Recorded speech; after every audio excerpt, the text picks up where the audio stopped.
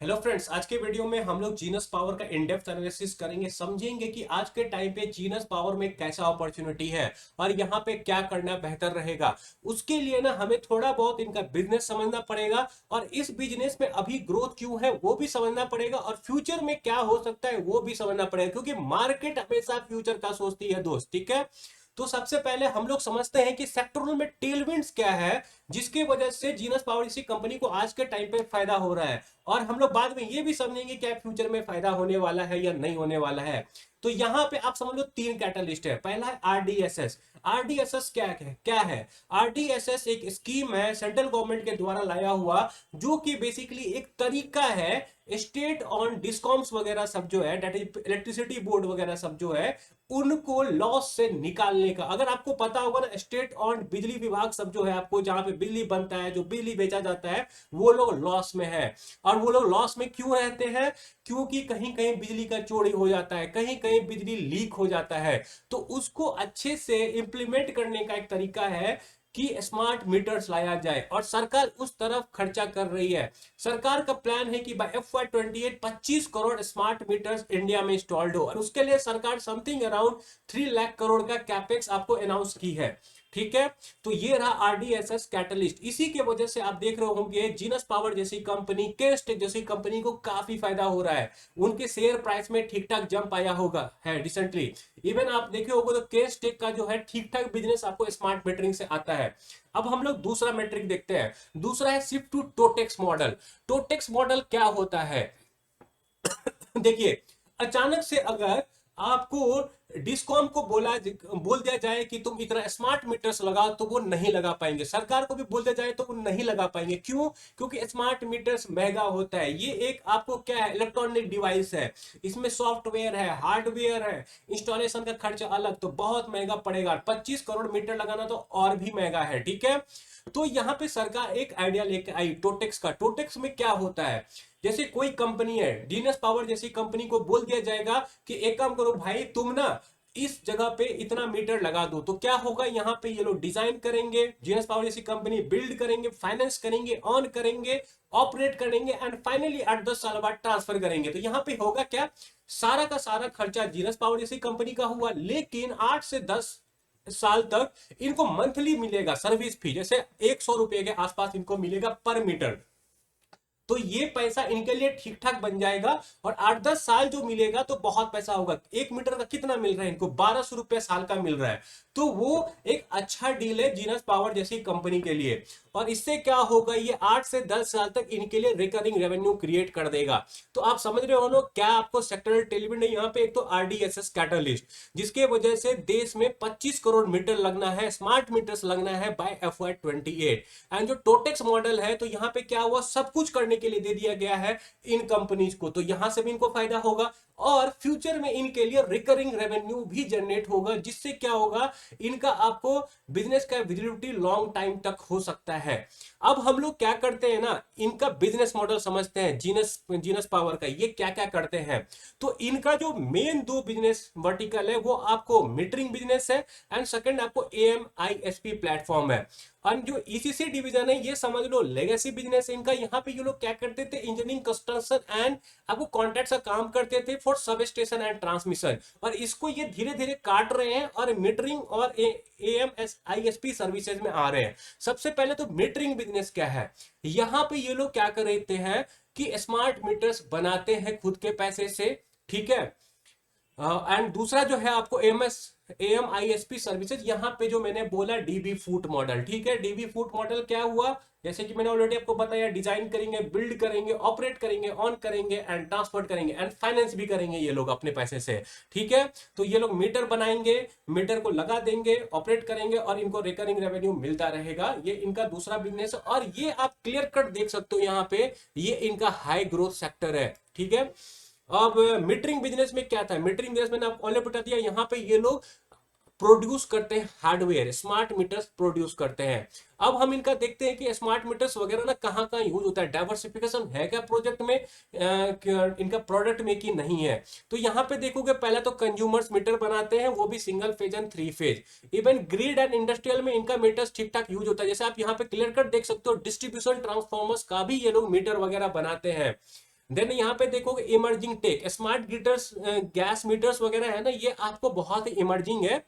Then आपको ultrasonic smart meters वगैरह भी हो गया। तो ये लोग ठीक ठाक, मतलब प्रोडक्ट डाइवर्सिफिकेशन भी है इनका, कंसंट्रेशन नहीं है बस एक जगह। देन आप देखोगे इनका बहुत बड़ा अचीवमेंट क्या है कि ये लोग आज तक 1 करोड़ स्मार्ट मीटर्स डिप्लॉय कर चुके हैं। आई थिंक अदानी के बाद इनका ही नंबर आता है। हम लोग देखते हैं इनका रेवेन्यू गाइडेंस वगैरह क्या है। रेवेन्यू गाइडेंस है इनका FY 26 का 4500 करोड़ का। तो हम लोग देखते हैं इन्होंने FY 25 में कितना किया था। FY 25 में इन्होंने किया था 2442 करोड़ का। तो ईयर ऑन ईयर 100% का जंप इनका होने वाला है। पर that is I think actually discounted in the share price. मैं आपको बोलता हूं ना, मार्केट हमेशा फ्यूचर का सोचती है। मैं आगे आपको दिखाऊंगा ऐसा क्यों मैं बोलता हूं, ठीक है। अगर आप मुझे फॉलो करते हो तो you can relate to me here. तो FY 26 में इनका टारगेट है 4500 करोड़ का। दिन ये फिर FY 27 में करेंगे 6000 करोड़ का। ईयर ऑन ईयर कितना जंप है ये, 33% का। फिर उसके बाद मैनेजमेंट का क्या बोलना है कि हमारा जो जंप है वो 10% हो जाएगा बेसलाइन ग्रोथ। तो ग्रोथ सीधा घट जाएगा। जो कंपनी FY 25 से FY 26 तक आपको 100% से ग्रो की है, उसके बाद वो 33% से ग्रो करेगी, फिर सीधा घट के वो 10% चला जाएगा। तो कंपनी इस हिसाब से तो अच्छी नहीं लगती। अब देखते हैं कुछ और अच्छा बात है क्या कंपनी के लिए। तो कंपनी का इकोनॉमिक मोड देखते हैं। तो पहला तो वर्टिकल इंटीग्रेशन हो गया। जैसे मैंने आपको बताया कंपनी क्या करती है, खुद का स्मार्ट मीटर बनाती है।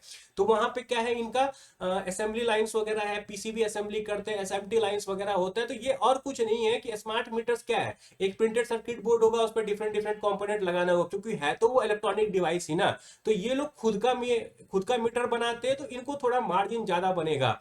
इवन इनका जो सॉफ्टवेयर है ना, सॉफ्टवेयर भी इनका है।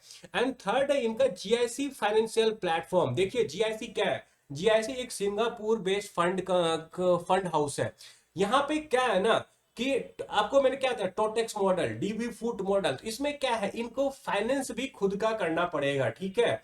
तो वो फाइनेंस करने के लिए तो पैसा चाहिए, अकेले ये तो कर नहीं सकेंगे। जीनस पावर बहुत ज्यादा पैसा चाहिए उसके लिए। तो यहाँ पे इन्होंने क्या किया, एक ज्वाइंट वेंचर किया है जीआईसी सिंगापुर के साथ, जो कि इनको कैपेक्स वगैरह प्रोवाइड करेगी अपना ये स्मार्ट मीटर वगैरह लगाने में, प्रोड्यूस करने में। एंड देन ये लोग कमाएंगे, ठीक है। अब हम लोग इनका देखते हैं market dominance and order book. तो आज के टाइम पे इनके पास 27,000 करोड़ का ऑर्डर बुक है, जो कि इनको 8 से 10 साल का विजिबिलिटी देता है। और इस पार्टिकुलर सेक्टर में इनका 27% का आपको आज के टाइम पे मार्केट शेयर है। एक ही सेक्टर में तो काम ही करते थे, इसी सेक्टर में इनका होगा अच्छा खासा market share, no doubt. Then कुछ आउटलुक वगैरह देख लेते हैं कि मैनेजमेंट का क्या बोलना है, क्योंकि फ्यूचर तो हमें पता करना है ना। देखिए मार्केट तो फ्यूचर देख के रिवार्ड करेगी। कंपनी का फ्यूचर अच्छा है तो रिवार्ड मिलेगा, नहीं है तो नहीं मिलेगा।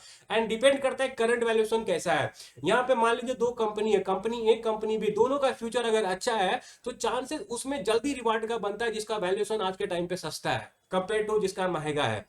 तो कंपनी का यहाँ पे क्या टारगेट है, इबिटा मार्जिन को 20 से 21% तक रखने का, और अपने कैपेसिटी यूटिलाइजेशन को बढ़ाने का। और जब कैपेसिटी यूटिलाइजेशन ये बढ़ाएंगे तो इनका एफिशिएंसी खुद ब खुद बढ़ेगा, ठीक है। और आई थिंक मैनेजमेंट का टेक इट हाइयर ऑल्सो 22%, जितना मेरा कैलकुलेशन से मुझे समझ में आया। लेकिन फिर भी हम अपने कैलकुलेशन में सिर्फ एबिटा 20 to 21% का ही एज्यूम करेंगे। एंड ये जीआईसी का कुछ इक्विटी कमिटमेंट है 1600 से 1700 करोड़ का। लेकिन इनका बोलना है कि मैक्सिमम में 1100 करोड़ के आसपास का नीड पड़ेगा। देन हम लोग कुछ देखते हैं इनका कैश फ्लो, वर्किंग कैपिटल वगैरह को लेकर क्या बोलना था कॉन कॉल वगैरह में। जैसे इनका बोला था सबसे पहले तो डेप्टर डेट, तो डेप्टर डेट इनका इंक्रीज हो रहा है, सॉरी आज इंप्रूव हो रहा है। पहले क्या था 60 डेज के आसपास था इन H1 FY 26, एंड Q3 में ये फर्दर आपको 15 दिन से इंप्रूव हुआ है। देन आप अगर देखोगे इन्वेंट्री, तो इनका इन्वेंट्री ठीक ठाक बिल्डअप हुआ है। लेकिन इनका क्या बोलना है, हमें FY 26 में ठीक ठाक मीटर लगाना है, दैट इज Q4 में ये बहुत अच्छा खासा मीटर लगाने वाले हैं। दैट्स वाई इनका बोलना है कि हमारा इन्वेंट्री बिल्डअप हो रहा है। और कंपनी का कैश फ्लो को लेकर बोलना है कि बाय FY 27 तक हम लोग कैश फ्लो पॉजिटिव हो जाएंगे, which is a good news. अब हम लोग देखते हैं मैन्युफैक्चरिंग कैपेसिटी एंड कैपेक्स। तो कंपनी का आज के टाइम पे जो है आपको स्केलिंग हो चुका है लगभग 1.8 करोड़ मीटर बनाने का। ये एक साल में 1.8 करोड़ मीटर बना लेंगे। कितना बड़ा अमाउंट आप ये समझिए। और इनका लोकेशन वगैरह कहाँ है, जयपुर, हरिद्वार एंड गुवाहाटी। रिसेंटली इन्होंने एक कोटपुतली करके जगह है, वहां पे भी इन्होंने अपना एक प्लांट खोला हुआ है। अब हम कुछ रिस्क वगैरह देख लेते हैं। तो रिस्क क्या है यहाँ पे इस सेक्टर में? पहली बात तो रिस्क है इनका कंज्यूमर रजिस्ट करते हैं। कंज्यूमर को क्या लगता है कि यहाँ पे स्मार्ट मीटर्स की वजह से हमारा बिजली बिल ज्यादा आएगा, तो कस्टमर का उतना अच्छा सपोर्ट नहीं है। देन क्या है कि डेटा डेटा वैल्यू, देखिए स्मार्ट मीटर का लगाने का एक पर्पस ये भी है ना कि डेटा कलेक्शन होगा। डेटा कलेक्शन होगा तो वहां से डेटा एनालिटिक्स वगैरह किया जाएगा। तो बेसिकली क्या बोलना है कि अगर डेटा कलेक्शन हम ठीक से कर ही नहीं पाएंगे तो हम एनालिटिक्स करेंगे कैसे, जो हमारा मेन पर्पस है स्मार्ट मीटर लगाने का। देन आपको रेगुलेटरी ओवरहैंग यहाँ पे थर्ड पॉइंट है। जैसे आपने देखा होगा दिसंबर 2024 के आसपास इनका ईडी का इन्वेस्टिगेशन हुआ, तो उसमें मैनेजमेंट का क्या बोलना है कि कोई कंसर्न नहीं है, हमारा काम वैसे ही चल रहा है, you can see our numbers, we are doing very very good. तो ये ज्यादा बड़ा पॉइंट नहीं है मेरे हिसाब से, लेकिन सबसे बड़ा है कस्टमर इनको रजिस्ट कर रही है। मैं अब अपना व्यू आपको दूंगा लास्ट में कि मेरा क्या व्यू इस कंपनी को लेके। फिलहाल ये समझ लीजिए ये कुछ इस कंपनी के साथ रिस्क है। एक जो सबसे बड़ा रिस्क लगता है, company too much dependent on one sector है। सिर्फ और सिर्फ ये कंपनी आपको स्मार्ट मीटर का काम करती है, कुछ और करती तो इनको सेक्टोरल थोड़ा सा वो मिलता, क्या बोलते हैं, सेफ्टी। कल को गवर्नमेंट थोड़ा इधर उधर की ना तो इनको दिक्कत हो जाएगा, बात यही है। देन आपको वैल्यूएशन एंड फॉरवर्ड आउटलुक, ये सब हम आगे जाके निकालते हैं, ठीक है। ऑलरेडी मैं ऑर्डर बुक बता चुका हूँ, ऑर्डर बुक कितना है 27,000 करोड़ का। आउटलुक बता चुका हूँ कि FY27 में they are expecting 6,000 crore of revenue, उसके बाद 10% से ग्रो करेंगे। और मैंने ये भी बता दिया आपको कि इबिटा मार्जिन 21 से 22% तक का इनका टारगेट है, सॉरी 20 से 21% तक का। अब वो लोग क्या करते हैं ना, इनका आउटलुक देखते हैं। तो आप यहां पे देखोगे इनका क्लियर कट FY27 में मैनेजमेंट का बोलना है कि हम लोग 6,000 करोड़ का रेवेन्यू करेंगे विद इबिटा मार्जिन ऑफ 21%, ठीक है। तो मैंने क्या किया, इनका एबिटा निकाल दिया, एबिटा 1260 करोड़ के आसपास बनेगा। Then interest plus depreciation minus other income, तो वो आप यहां आओगे ना तो आपको पता चल जाएगा कंपनी का ना थोड़ा बहुत क्या होगा फ्यूचर में। आपको इंटरेस्ट कॉस्ट थोड़ा बढ़ने वाला है, क्योंकि कंपनी आई थिंक 2,000 करोड़ का डेप्ट तक जाने वाली है। तो उस हिसाब से कंपनी का interest plus depreciation minus other income 180 crore के आसपास आएगा रफली, प्लस माइनस 5-10% आप समझ सकते हो। ये मैं आपको अप्रोक्सीमेट कैलकुलेशन दे रहा हूं। तो उसके हिसाब से कंपनी का पीबीटी बनना चाहिए FY26 में आपको 1,080 करोड़ का। देखिए ये कैलकुलेशन है, अगर मैनेजमेंट जो बोल रही है वो डिलीवर करती है तब का, अगर नहीं की तो नहीं पता मुझे, ठीक है। अंडर डिलीवर करेगी तो होगा, मैं आपको अपडेटेड बना दूंगा वीडियो। लेकिन अभी तक के लिए जो मैनेजमेंट का गाइडेंस है उस हिसाब से मुझे ऐसा नंबर कंपनी पेश करते हुए दिख रही है फ्यूचर में। तो पैट कितने का बनेगा कंपनी का? पैट बनेगा 810 करोड़ का। पैट टीटीएम कितना है? पैट टीटीएम अगर आप यहां आकर देखोगे तो 550 करोड़ का। पैट टीटीएम क्या होता है? लास्ट 4 क्वार्टर का पैट होता है, ठीक है। तो कंपनी का आज से लेके FY27 के रिजल्ट आने तक में पैट का जंप आएगा 1.46 का, दैट इज 46% का सिर्फ जंप आएगा 1 साल 2 महीने में, ठीक है।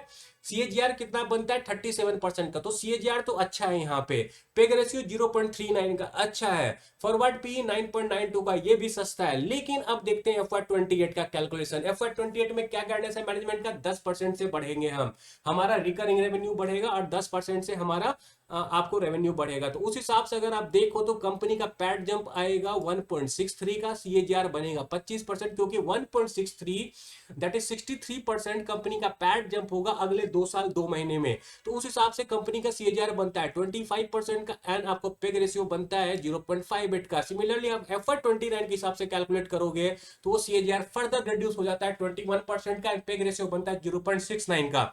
तो मेरा फाइनल क्या टेक है, genius power can be considered little bit good, अच्छा अपॉर्चुनिटी अगर इसको शॉर्ट टर्म में देखा जाए तो, क्योंकि शॉर्ट टर्म में ये 37% के सीएजीआर से ग्रो कर सकती है FY27 तक, लेकिन उसके बाद के लिए कंपनी मुझे अच्छी नहीं लगती है। दूसरा निगेटिव क्या बात है यहाँ पे कि कंपनी डाइवर्स नहीं है, सिर्फ और सिर्फ स्मार्ट मीटर का काम करती है, चाहे वो बनाने का हो या डीबी फूट मॉडल वाला काम हो, ठीक है। लेकिन है तो कंपनी का सिर्फ स्मार्ट मीटर का ही काम, डाइवर्स नहीं है। यहाँ पे देखो टेक्नो इलेक्ट्रिक, उनका कितना डाइवर्सिफिकेशन है, डिफरेंट डिफरेंट कंपनी है, बहुत सारी कंपनी है जो आपको बहुत डाइवर्स मिल जाएगी। जैसे मैंने कुछ दिन पहले विंटेज कॉफी पे ही आपको वीडियो बनाया था, वो कंपनी क्या कर रही है आज के टाइम पे, डिफरेंट डिफरेंट टाइप का कॉफी प्रोडक्ट ही बेच रही है। तो वो उस टाइप का डाइवर्सिफिकेशन मुझे जीनस पावर में नहीं दिखता है।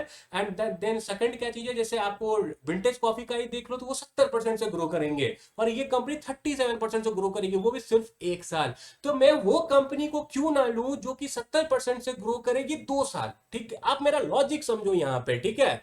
मेरे पास दो कंपनी है, एक कंपनी है जो कि आपको 37% से ग्रो करेगी सिर्फ 1 साल, और एक कंपनी जो कि 70% से ग्रो करेगी एटलीस्ट 2 साल। तो मैं किसको लूं आप बताओ मुझे, कहां ज्यादा पैसा बनने का चांसेस है। ऊपर से ये कंपनी डाइवर्स भी नहीं है, उतना बड़ा कैपेक्स प्लान वगैरह भी नहीं। कैपेक्स प्लान कैसे होगा, स्मार्ट मीटर तो इंस्टॉल हो रहे हैं, हो जाएंगे बहुत जल्दी सारे। उसके बाद क्या करोगे भाई, कॉफी ऐसा चीज है जो कंज्यूम होता रहेगा, उसका नीड कंटिन्यूअस है जी।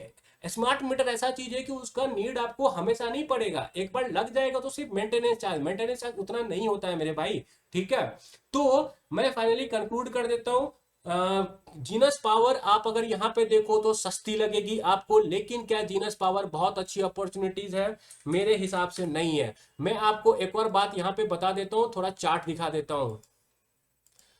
अगर हम जीनस पावर का यहाँ पे चार्ट देखें ना, तो चार्ट में आप देखोगे यहाँ पे सपोर्ट सब दिखेगा आपको, मैंने सपोर्ट वगैरह आपके लिए बना लिया था। तो इनका दो सपोर्ट है, एक सपोर्ट से ऑलरेडी ये यहाँ पे रिटर्न ले चुका है, तो 9% नीचे एक और एक सपोर्ट है इनका, एंड देन फर्दर 19% नीचे एक सपोर्ट है। और जो 19% नीचे वाला सपोर्ट है ना, ये बहुत लॉन्ग टर्म का सपोर्ट है, ठीक है, बहुत पुराना सपोर्ट है इनका। तो हो सकता है कंपनी अब ज्यादा नीचा ना जाए, हो सकता है ऊपर जाए, पर स्टिल कंपनी मुझे अच्छी बेट नहीं लगती है, क्योंकि आप ये समझो ये बियर मार्केट है, यहाँ पे अपॉर्चुनिटी भरा पड़ा है। Why to put money in a company which can grow only at 37% for 1 year only, ये नहीं कि 2-3 ईयर तक, फॉर 1 ईयर ओनली। इसके जगह पे मेरे पास कई बेहतर अपॉर्चुनिटी है। एक तो मैंने आपको बता दिया विंटेज कॉफी, दूसरा ले लो टेक्नो इलेक्ट्रिक ही हो गया, बहुत सारी अपॉर्चुनिटी है, ट्रांसफॉर्मर वाली कंपनी होगी। Why to waste my money in Genus Power. देखिए ये मेरा पर्सनल थिंकिंग, अगर मैं जीनस पावर में आज के टाइम पे रहता तो मैं ऐसा सोचता,